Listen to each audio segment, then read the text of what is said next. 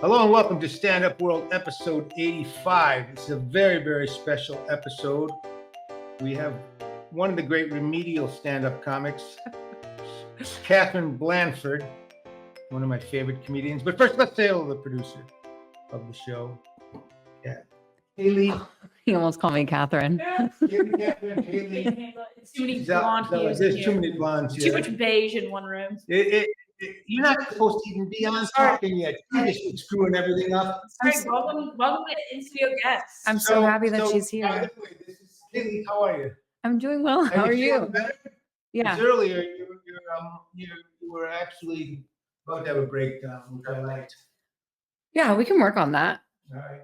But this is great. Today is our very first live guest, something we're starting. And you know, we Hey, still kill dogs. You don't have the dogs on mute. No, You don't have the dogs on airplane mode. No, that's okay. It's kind of a good background noise. Yeah. But listen, we're starting with live with both of our favorite comedians Yeah, I like her as a comedian. She's okay as a person. as a person. You're not a good comic if you're a good person. It's either or. Let's just bring her on, the great Katherine Blanford. What does remedial mean? Means you're not all that bright, so you need a special teacher and be a special room with special students, and you drive a short bus to school. Or you have other bells and whistles, like hair extensions. In this case, that doesn't pertain. Listen, You're an idiot savant. You're a great comedian.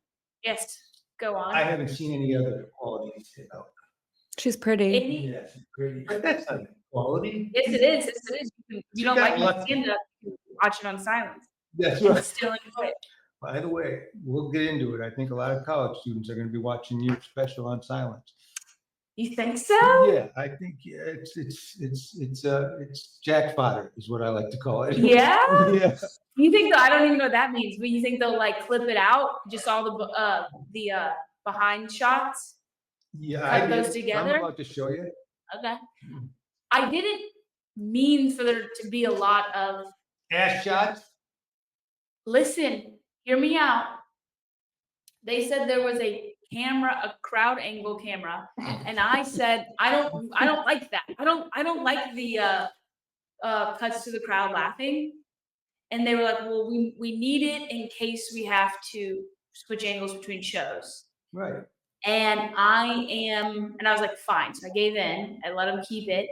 And then I'm interactive on stage, moving around, I'm talking to the audience.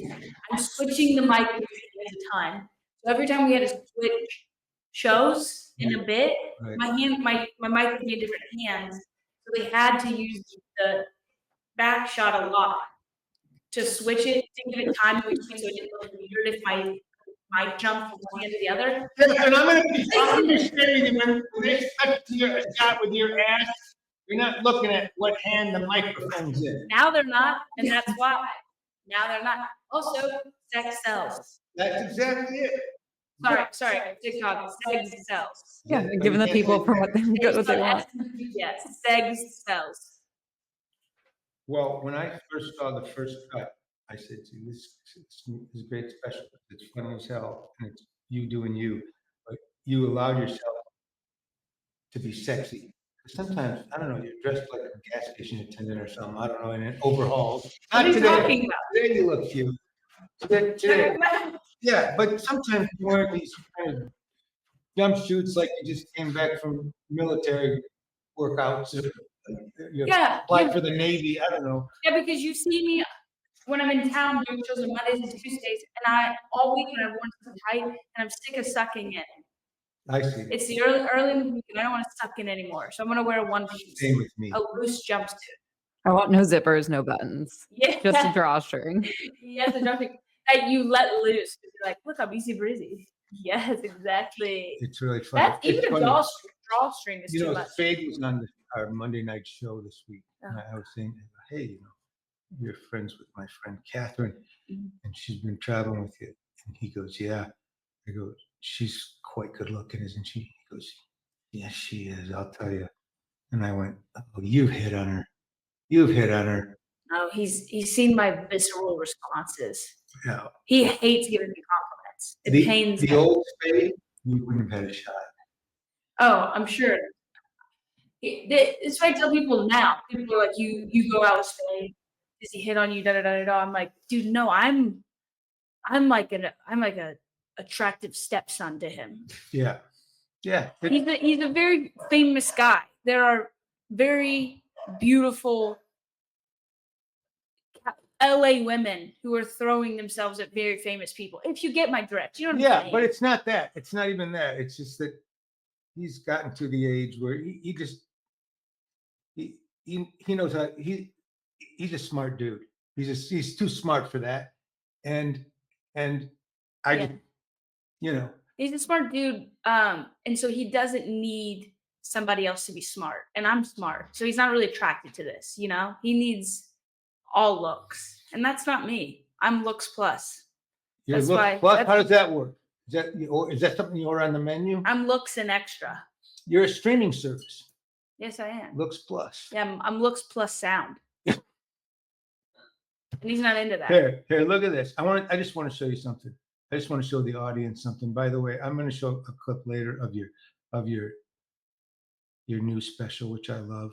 But Are we showing a clip of me? Oh, I'm so happy to be here, guys. I spent the past year and a half touring across the country for all these clubs who've had me as a female headliner for tax breaks. It means the world to me.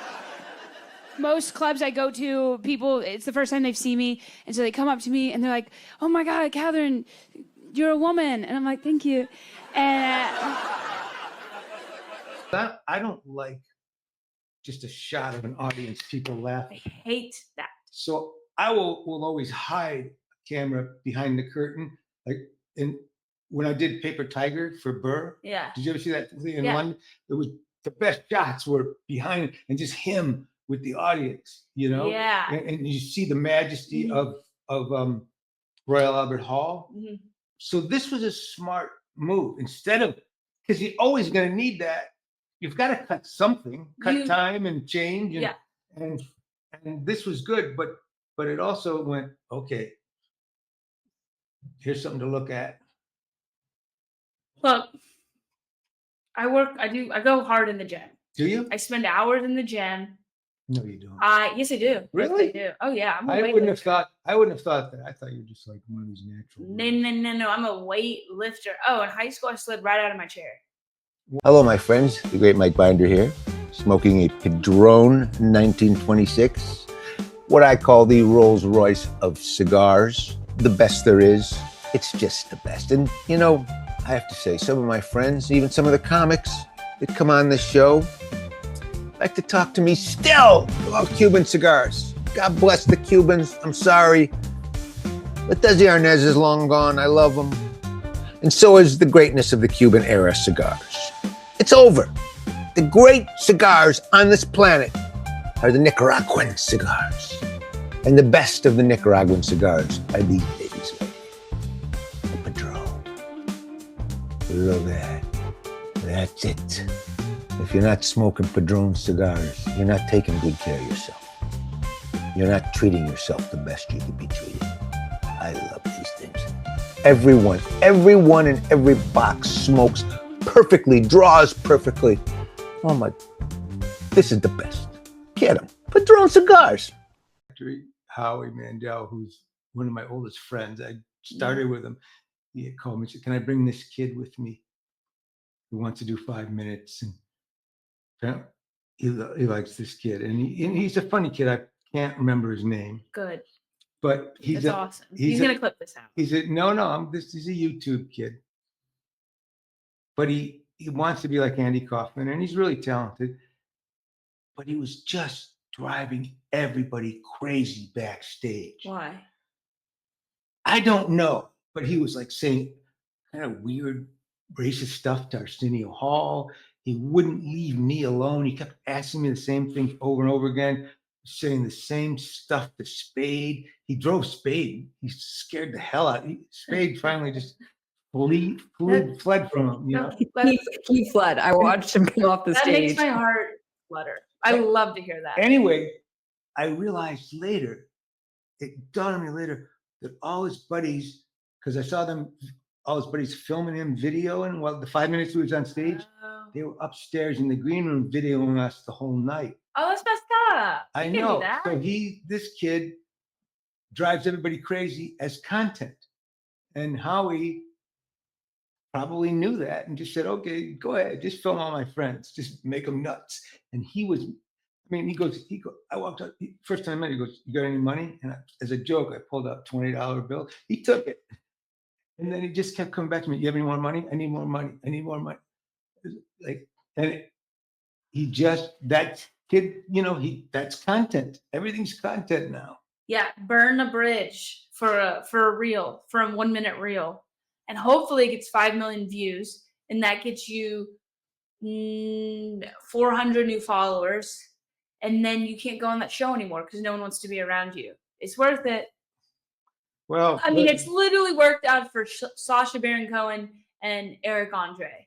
yeah. But it's also one of those things where it's like, because I said this, it's like, you ever watch comics that haven't really popped off yet, and they're doing a new thing or a kind of a thing that other people are doing, like social media trends, as far as like they're doing a talk to camera about a current event or something else, or they're man on the street with the tiny microphone, but they haven't popped off yet. It's kind of like hard to watch. It's cringe, right?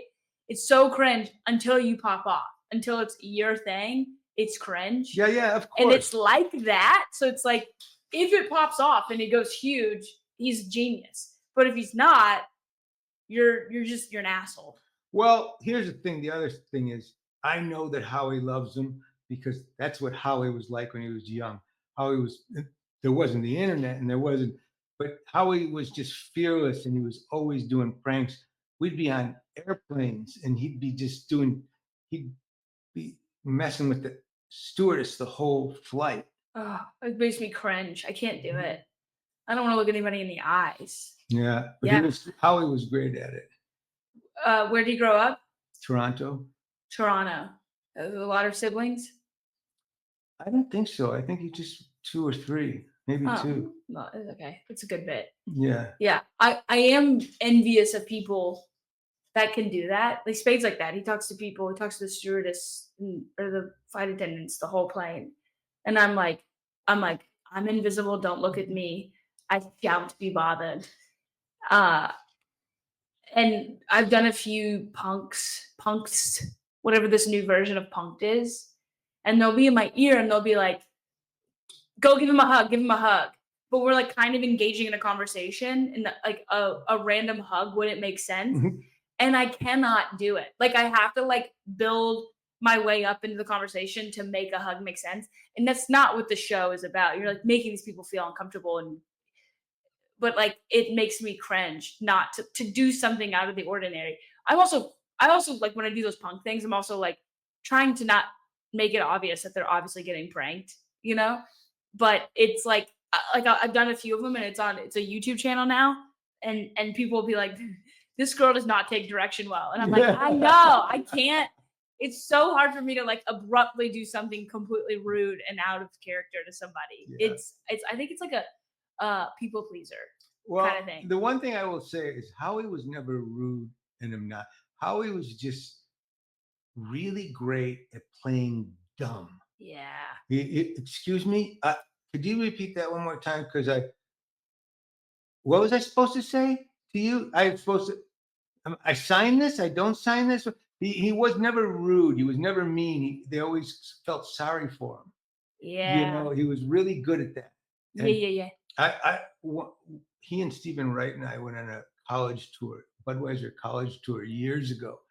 And he was so funny off stage. He was funnier at the time, maybe off stage than he was on stage. Clip it. No one clipped it. No one did that. No one even recorded things then. You just lived life. You enjoyed it, And what we would do is we'd go, hey, come see us at the auditorium. We'd walk around the campus and we'd bark. I loathe that though. I'm glad I don't have to bark. You barking, but you're just barking into a camera. You don't have to stand in a mall food court anymore. That's right. That's right. But we weren't. It didn't feel like that. We were just having fun. We were enjoying our day, and people go, "Why are you guys here?" And we go, "Because we're doing a show at the student union or at your auditorium." And that's the closest it came to recording or selling, you know? Yeah. Now it's like, are you maximizing your day with content every second of the day? It's amazing. How are you engaging with people right now? It's 4 a.m. It's amazing. I honestly, it's such hard work now Mhm. to actually move the ball forward as a comedian, as a podcaster, you know. Yeah. Well, I go, it's twofold. One, it's really frustrating because because it is constant pressure, and to being constantly engaging and be different than everybody else, and always be reinventing yourself, and having high quality stuff and blah blah blah blah, putting that out there. And if you're not doing it, somebody else is, and That's you'll be lost by the wayside if you don't. So it's frustrating. At the same time, though, like I get frustrated with that all the time. I wake up, I look at my phone, I'm like, shit, this person's doing this. I got to get on the ball. I got to post this, and it's frustrating. Like I don't have a clip right now. I start writing sketches. It's like all this pressure. But then I remember, I go, why am I not nannying anymore? Because I had clips go viral, and then I started to gain an audience, and I toured off that audience because I had clips go viral. So I'm like, the only reason I probably have a career, I was in Atlanta, Georgia. I wasn't in Hollywood. The only reason I have a career and I'm touring now, I'm a full-time comic, is because of the web. Because it's The that's web, right. the internet. That's So right. it's like, and you have a podcast, right? I had one called Cheaties.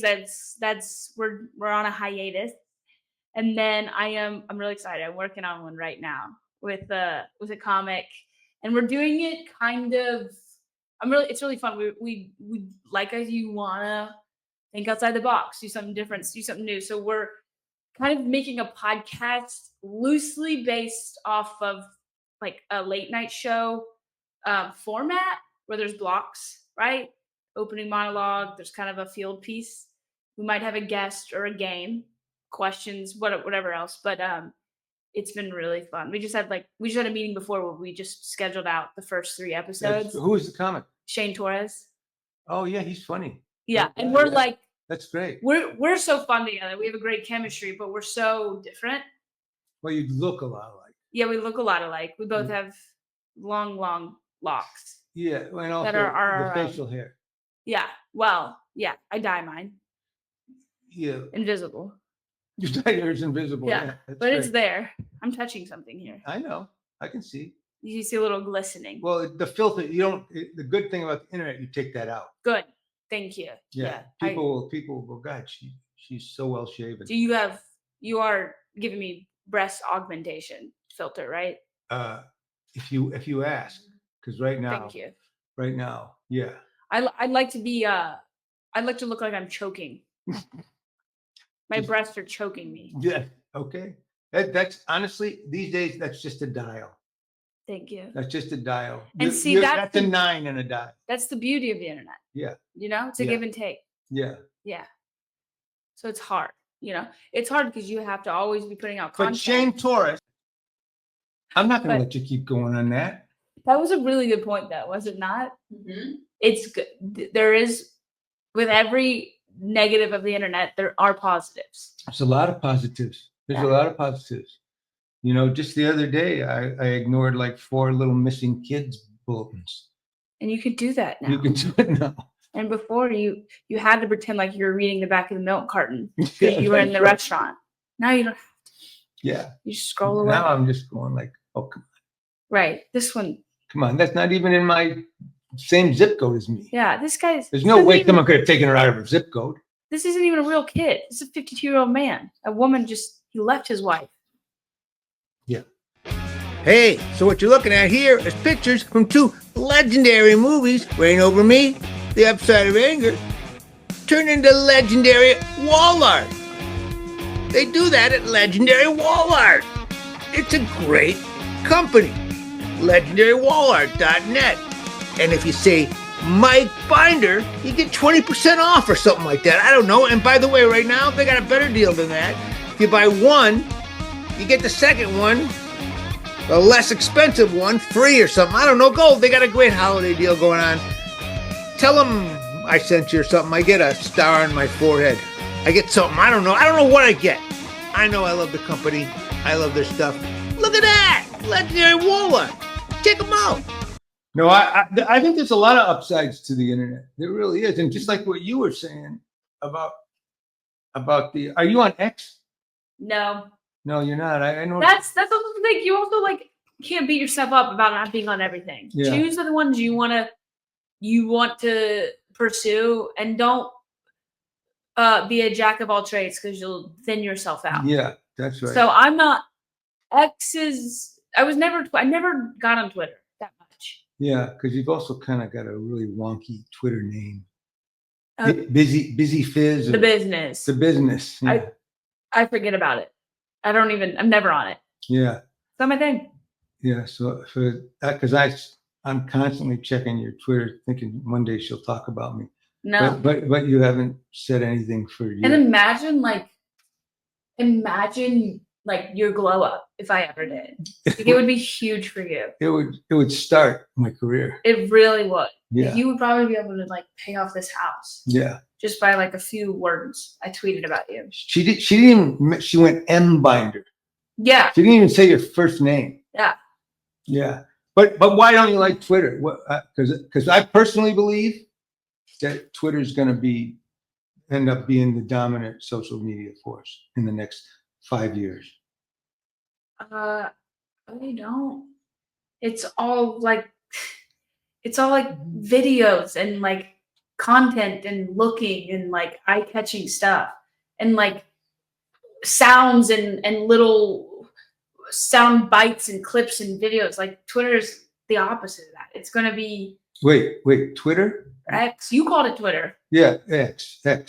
So what's Instagram? Instagram, to me, I'm on Instagram now. It's like everybody's selling courses on how to be great on Instagram. Yeah, X is already. I don't know if you've read anything besides X, but it's not doing great. Oh, it's doing great. It really is. Okay, there's 3 other platforms that have been created to replace it, and people are constantly talking about getting off of it, and it's just words. Like the things that, like the reason why the internet is so addictive now, and they talk about doom scrolling at night because it gives you dopamine, is because it's attention seeking things. Like I just watched one where it was a woman pouring like berries and carrots into water, and then the video went to something completely different, and people were commenting like, why did they do that berry carrot thing in the beginning? And they're like, because it got your attention and now you're watching the whole video. Really? And I was like, oh yeah, that makes total sense. And if you watch videos, you'll learn, like, even when I post clips and stuff, I have a minute bit, and it's kind of a longer setup, and then it's a punchline. And I know I have to put a punchline in the first 15 seconds to keep somebody's attention.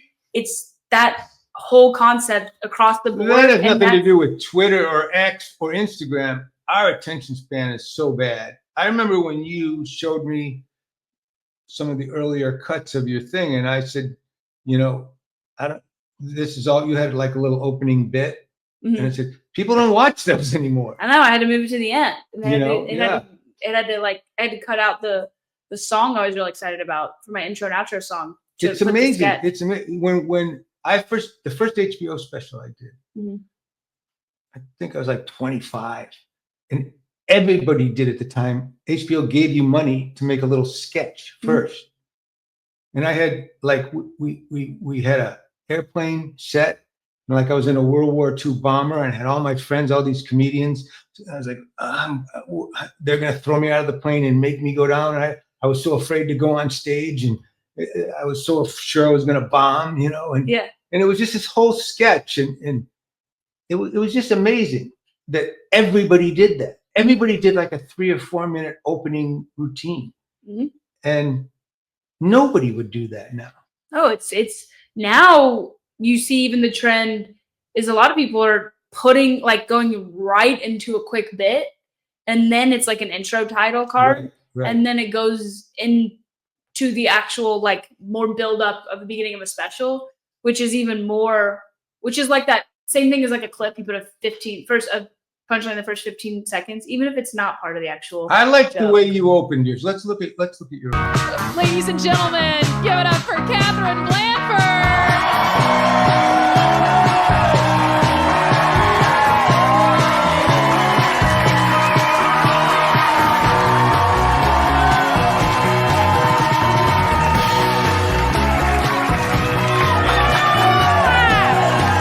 Houston, Texas! Thank you guys. Thank you. Please, you're gonna spook the horse.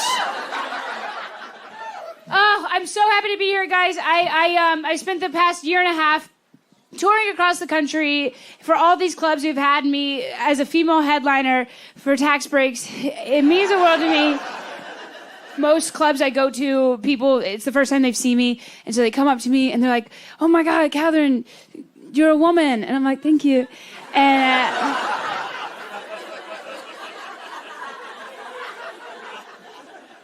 And then they go, "And you do comedy," and I'm like, "For that, I do apologize." And then they're shocked. They're like, "But you're not very dirty." And then that pisses me off because I want to be a little rotneck thought so bad. I don't know, guys. I don't think I have it in me. I try so hard, but I think I might be even asexual. Sorry, Texas. Asexual. That's where a woman dates a man.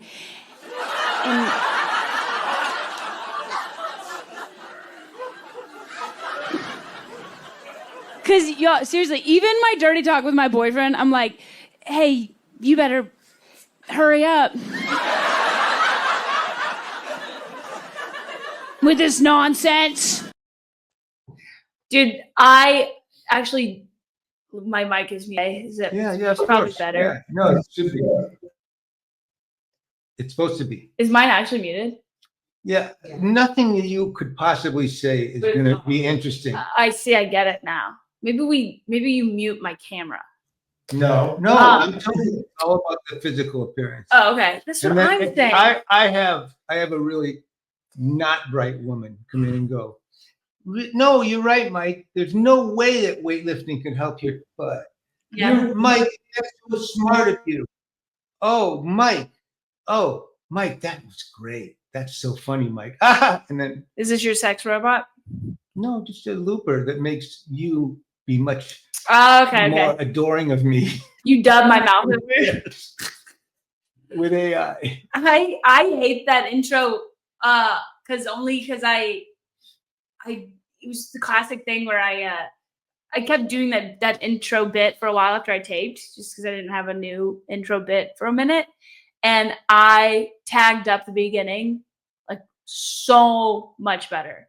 And I like a lot of things about my special. I think the beginning is very slow.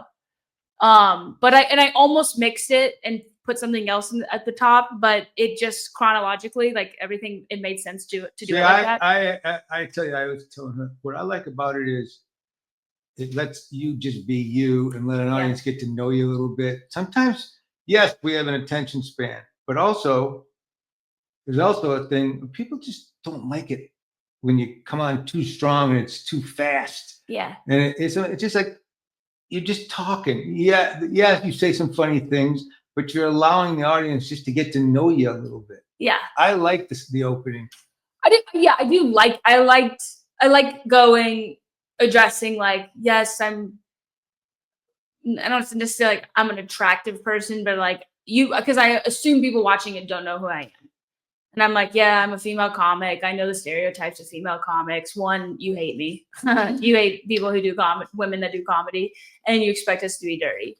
And then like kind of making a joke about how I try and be dirty, but I'm not, because I think if you would ask me what my style kind of is, it's like towing the line, but in a very silly way. Yeah, you're not dirty.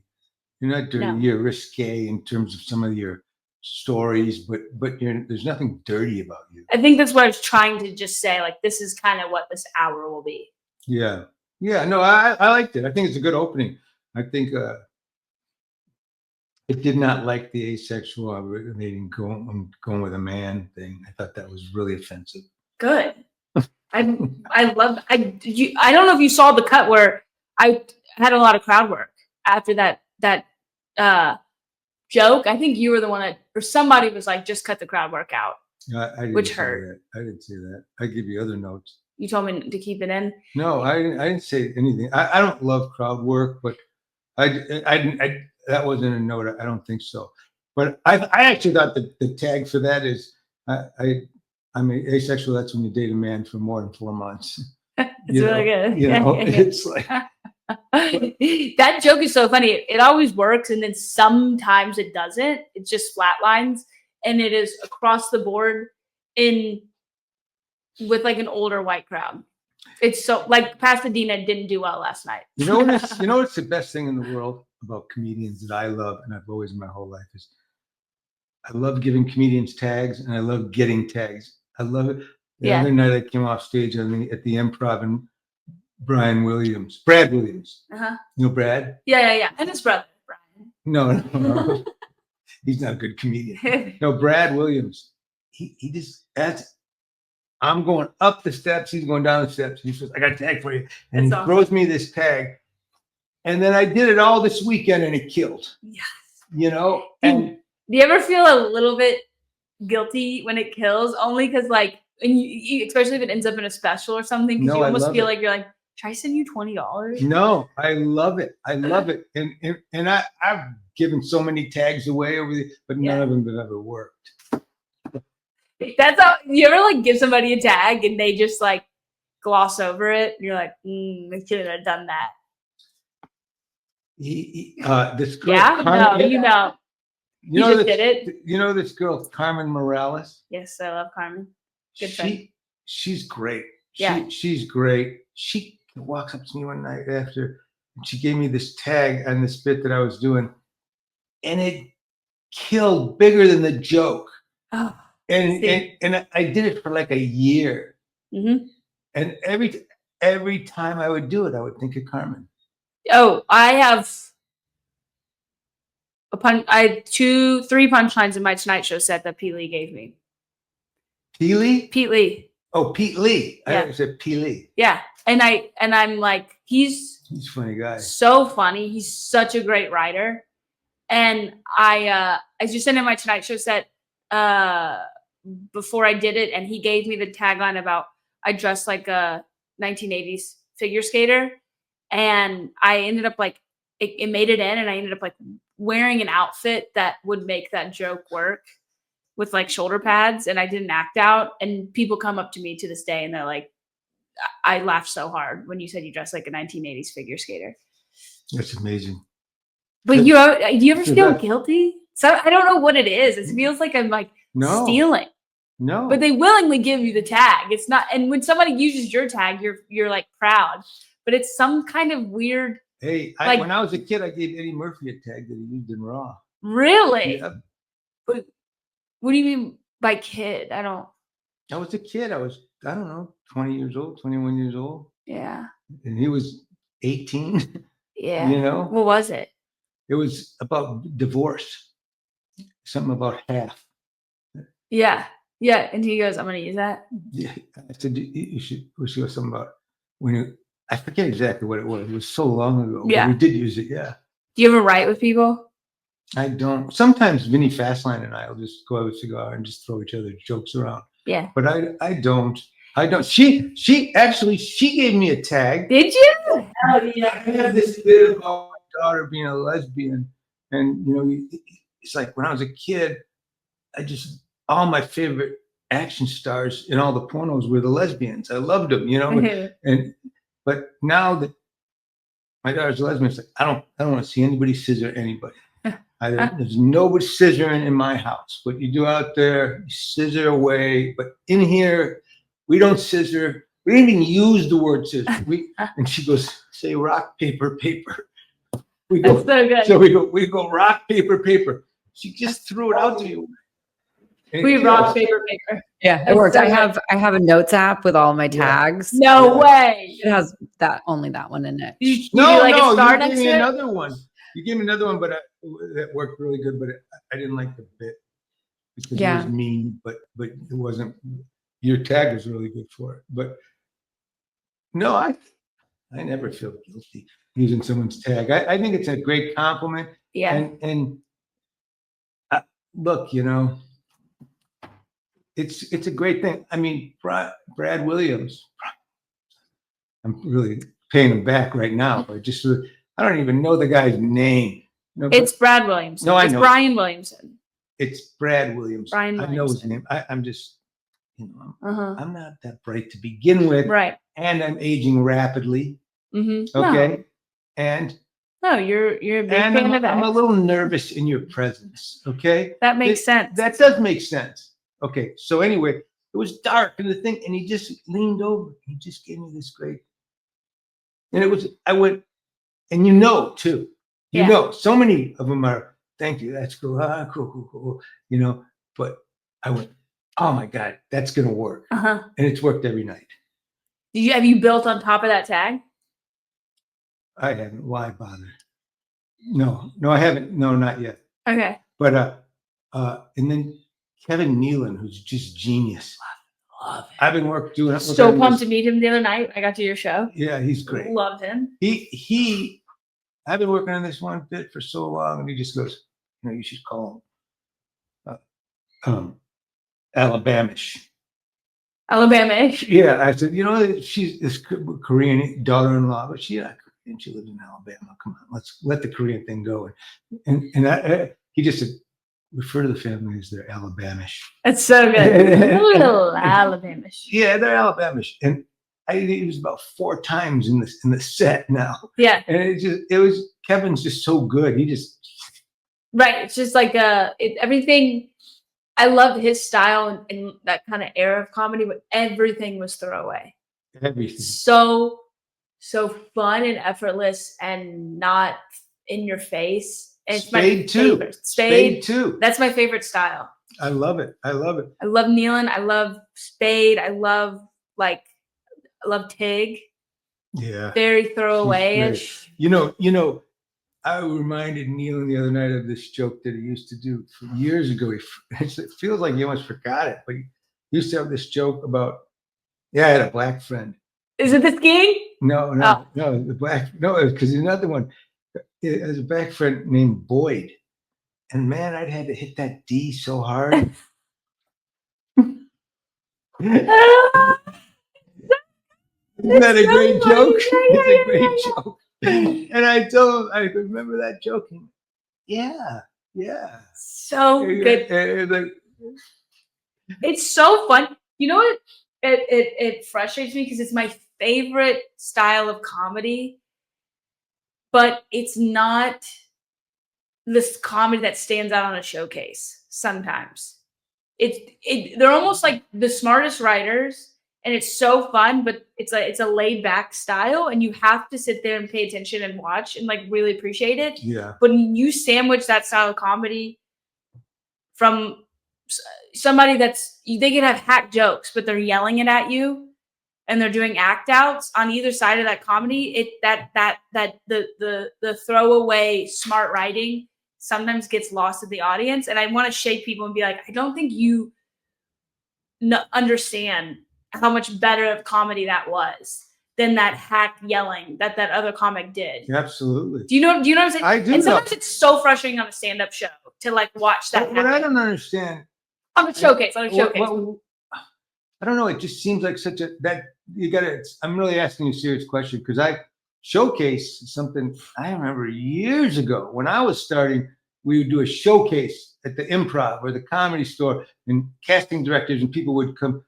You're not on showcases anymore, are you? Showcase, what I mean, that's just a show where everybody's doing 8, 10, 12 minutes. Like everybody on the show, there's a long list of comics, and everyone's doing the same segment at time versus a headliner show where there's a host doing 10, feature doing 20, headliner doing an hour. So do you think the show that I do at the Laugh Factory is a showcase? Yes. Really? Yeah. Oh, okay. I never heard it called like that before. Yeah. Because to us, showcases were always when someone was there to see you, Mm-hmm. and or Saturday Night Live at a showcase, and they saw 12 comics. Well, what do you call that? It's just a show of a bunch of comics doing the same amount of time.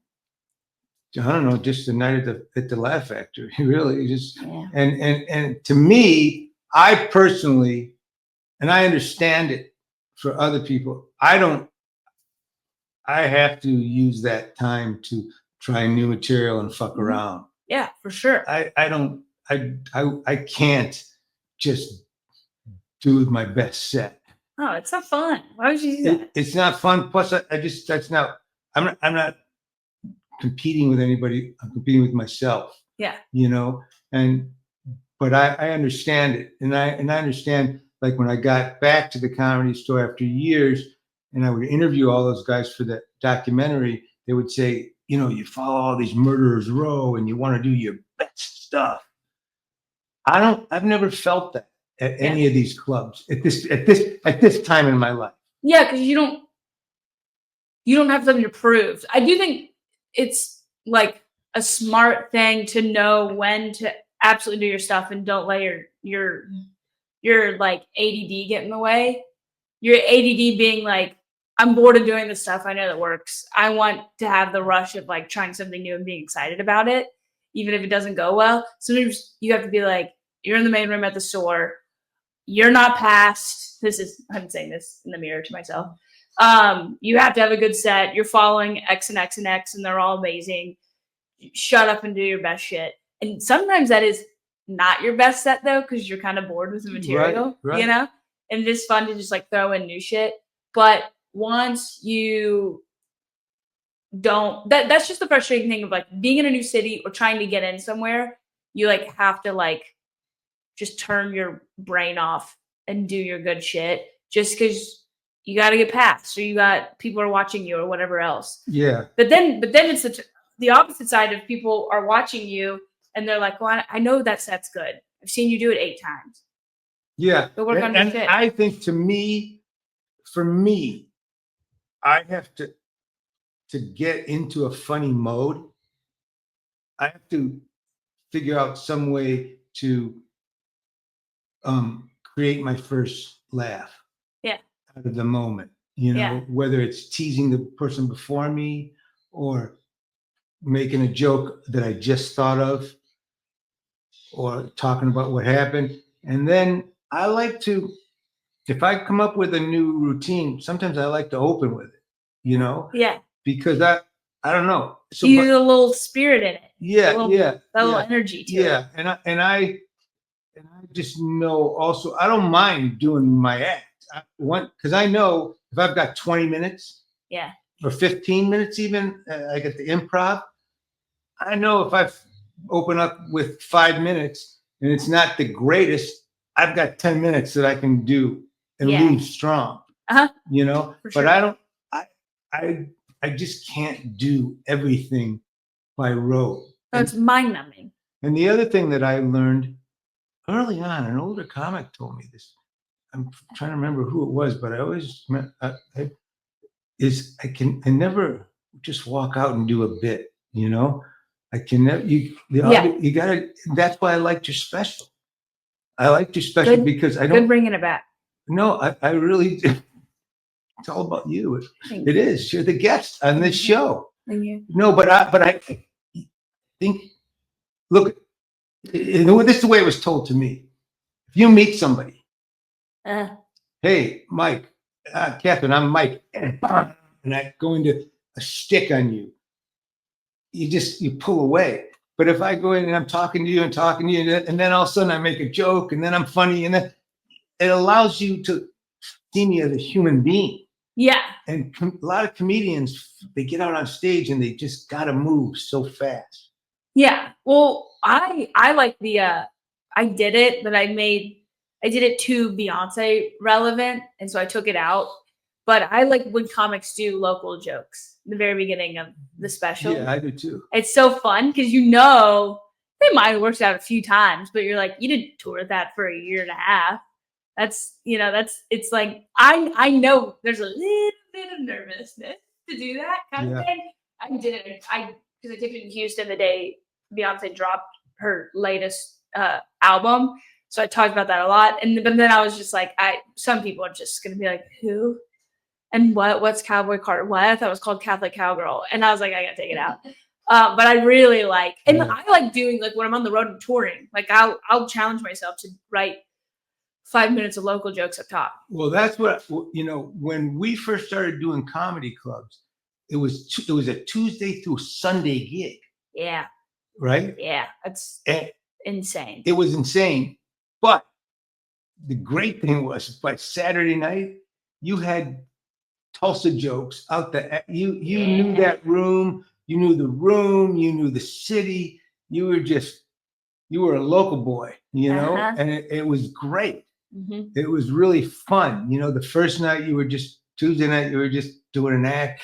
By Thursday, I've already done a bunch of stuff about the dumb highway guy, and you knew about everyone knows about the fat sheriff, and they love it. Yeah. But so now you go play these comedy clubs, and you're lucky if you do 2 nights. So you don't have time to really acclimate yourself to the town. Mm-hmm. I think that's what's the new thing then, crowd work. Yeah. That's the replacement. Yeah. But it's like I like to go. That's why I like to go into a town, go out a little bit early if I can, and walk around. If you just have a little, even if you have 2 minutes of opening jokes, it's like cracks the whole thing open. Yeah. And then everyone's like, "Oh, you get us." What's the best thing I think about doing comedy for a while is you really get to the point where you go, I know that'll work. Mm-hmm. Whereas when you're just starting, you just don't know yet. Yeah. Sometimes but you get to a point, and even when it helped me because I did it for so many years, and then I was working on movies and television, and I knew I would say, this will work if we use this line. Mm-hmm. And by the time we were testing it with crowds, when it was all fit, I knew. And I remember one time I was working on this movie, Blank Man, with Damon Wayans, right? Which bombed at the movie theaters, but over the years became a big kind of a cult movie. People loved it. But the studio head, we would go into meetings with this woman who was running the studio, who happened to be a friend of mine. She kept saying to him, "It's not funny. That's not funny. That's not funny." And he wore his hats, and he got to the point where he would just have his hat below his eyes, So she called me up at home one night and she said, "He hates me. He hates me. Why did he?" I said, "Let me tell you something. From the time he was 17 years old, was on stage every single night of his life, and he got a sense of what was funny from the audience. He knows if he thinks something's funny, it's funny. That's what we know. We develop. Have you ever said anything clever at a cocktail party?" And she said, "No, not really." I go, "Okay, that's my point." Yeah. You're telling a guy who knows exactly what true north is, that we're going in the wrong direction. And he couldn't hear it. And he's such a nice guy, he was raised to be so polite that he didn't have it in him, even though he's a movie star, to go, "Hey, fuck you." Yeah. So he just put the hat over his eyes. Right, disassociated. And that's the thing. It's the truth. When you're a comedian, that's the one thing you do get. Mm-hmm. You get that sense of, no, that's funny. Mm-hmm. And I know that's funny. Mm-hmm. I saw Joe Coy. We were at the Bourbon Room, and I was talking to him backstage before he bumped me. But What'd you say? Before he bumped me. But I think, who was it? There was a Wayans on that show too. But he was like, I'm taping my special next week. And I was like, cool. He's like, "I'm just running in here. I'm going to work on this new 15. I was like, what? He's like, I'm going to throw it in there. I was like, how it fit? Been working on that bit for a year and a half while I threw it in a special. He's like, I know it'll work. I'm just going to work out the kinks right here. I was like, that's insane. That's crazy Yeah. to me. But he just, you do it for so long. Yeah. You're like, here's the formula. Where's the substance to put into it? Yeah. Well, listen, it's again, if he's comfortable doing it, Right. Burr would do that. Burr for right before we'd shoot a special, Burr would just add a new 5 minutes. Yeah. I did a newer bit in this special and it's not in there. That's funny. Which one? It's much better now. Freezing babies. Yeah, that's a great bit. It's so much better now. Thank God I didn't put it in there. That's when you were good. telling me that about Joe Coy, and that's what I was always wanted to say to Burr, but he doesn't want to hear that stuff. Yeah. It's a good bit, but it's going to be great in 2 months. Yeah, for sure. That's the problem. I know. Bits take a long time to be great. I know, and that's frustrating thing because we ain't got that time anymore. Unless we're doing 20-minute specials now, which may be the new thing in like 2 years. That's what I'm going to do. That's all I'm going to do. Just do a 20-minute special every year? No, every 8 months? I'm going to do, this is just shop talk, but what the hell is with this special? I'm just going to do 15 to 20-minute specials as much about one subject as possible. Smart. So smart. That's what Josh Johnson's doing. They're not even specials.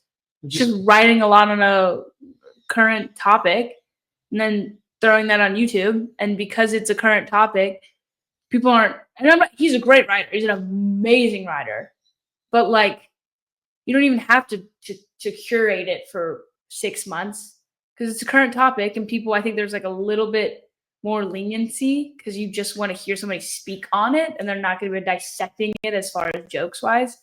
And he's I think he just hit 1 million on his YouTube channel. But I wasn't even talking about current. That's a great idea because current, but to me, if you have 15 minutes on porn, 15 minutes on marriage, 15 minutes, or 10 minutes, it just doesn't matter.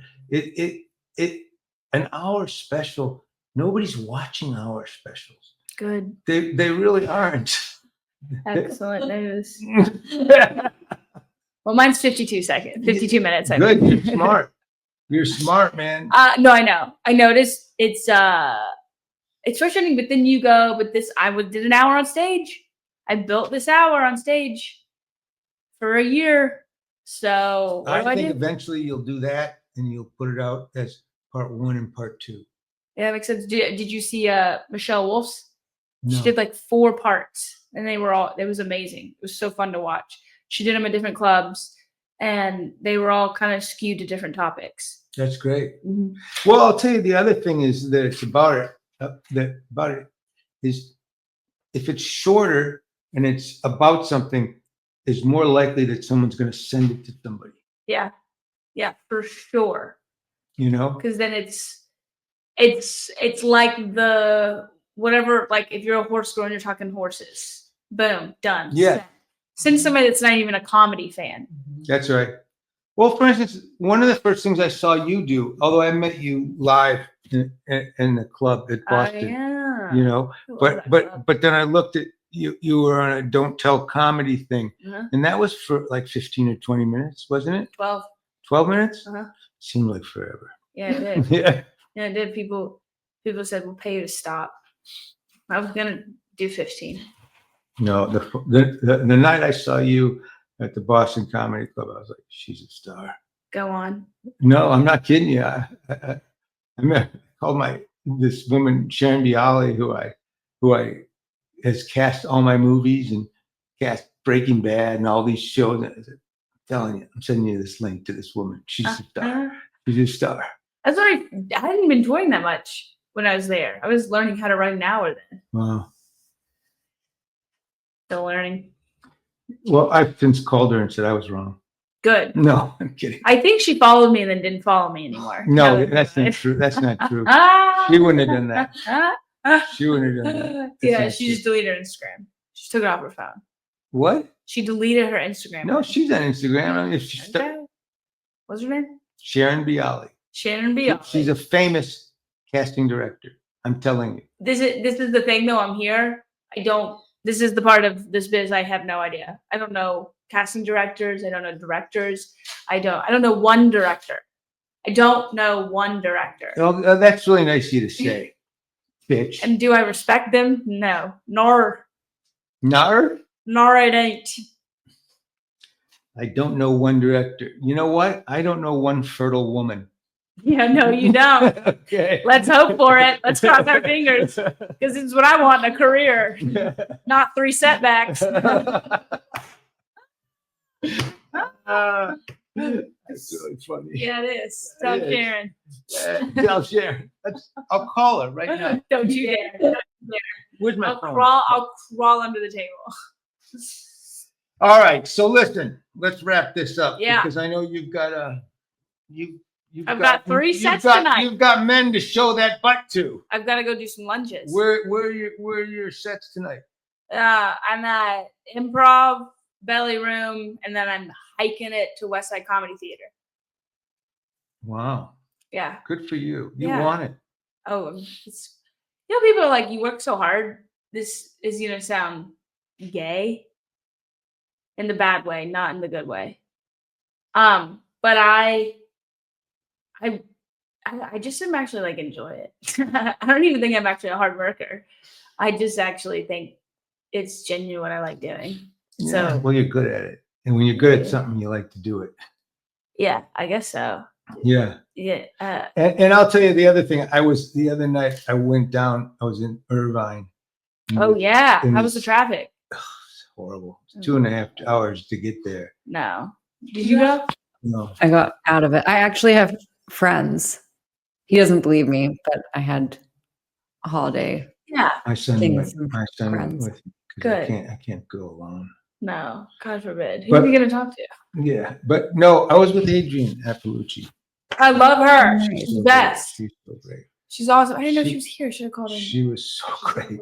She's awesome. Anyway, I'm gonna message her. anyway, there was this guy and he came back afterwards and he said that he was going to do comedy again. He was an old friend of hers and he hadn't done comedy in a long time, but he was like, I'll do it. I'll just do it once in a while. And I'm like, you can't do stand up once in a while. Just don't do it then. Don't do it. Exactly. And that's Enjoy why your life. that's why I didn't do it for 28 years, because I was too busy and I know I respect it too much. Yeah. You have to get in the water and swim like you're going to drown if you stop. Yeah. And Also, it sucks if you don't do it. The little bit that you do sucks. You don't do it all the time. absolutely, you're not, the only way to be really good is to do it a lot and to write every day and think about it all the time and to hurt if you're not doing it. Yes. Yeah. And get anxiety. I had anxiety the other day because I went on vacation for 4 days. And I was like, I haven't gone on stage, I haven't written. And I was angry and pissed off. If you like vacation, you shouldn't do it. That's why you're great. I love that freezing, that whole thing. I you really do. like it too. Yeah, It pisses people off. Yeah, it's great. So you're going to be, your special's up on YouTube now. Catholic Cowgirl. When is this coming out? This tomorrow. Okay, cool. I'm plugging my dates. San Diego next week, 20th and 21st.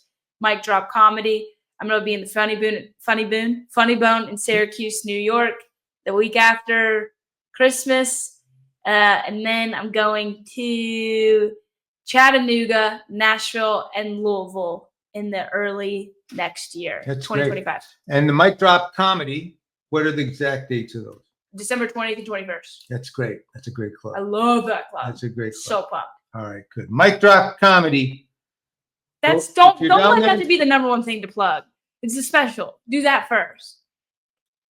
We're going to be doing the special the whole time while we're on. Flashing on. Okay. Don't tell me how to do this thing. You're like my wife. Yeah. And her. Yeah. It's like I control freak. Yeah, exactly. But listen, we know what we're doing. You said X was gonna be the big platform. And if you're not doing a back shot of a good ass, I know what the future is. Okay. It's asses. We're gonna come back and and talk Instagram. about this. I'm gonna save this and I'm gonna rub it in your face like Trump will never be the president clips. Fine. Have at it. Okay. If you go watch your special on YouTube. I've already said that a million times. You're gonna see, but go down if you're in San Diego, see her at Mic Drop because it's a great club and she's great live. So go see her. Okay, that's it. I'm sick of her already. Love you. Toodles, bye. That was good, right? I think so. Yeah, I love her. You love her. I do love her. I love her special too. She's funny. Her special's up on YouTube. We've just plugged the hell out of all her dates, mic drop, whatever. Let's just plug our shit. How do you find this place? This show? Well, you can find us on Catherine's favorite, X, on YouTube, Spotify, Apple Podcasts. You can sign up for the newsletter that Mike writes. It's amazing. It's standupworld.com. You can text Mike to 55444. Text Mike to 55444 Yep. to You get get signed on our up. lists for all the shows we're doing, and you can get on our guest list and get free tickets if you want them, if you need them. Yep, we'll get you plugged in. And that's it. And that's the rest of our show. We got a great show next week. December 23rd, we're at the Laugh Factory. Catherine will be there. You can see her live. I'll be there, but I don't do a hot 15, a tight 15. She does a very loose 7. Yeah, but I keep it tight by working out. Her butt, she built, I can tell you. Have a great week. That's it. Love you. I love you too. I wasn't talking to you. Bye.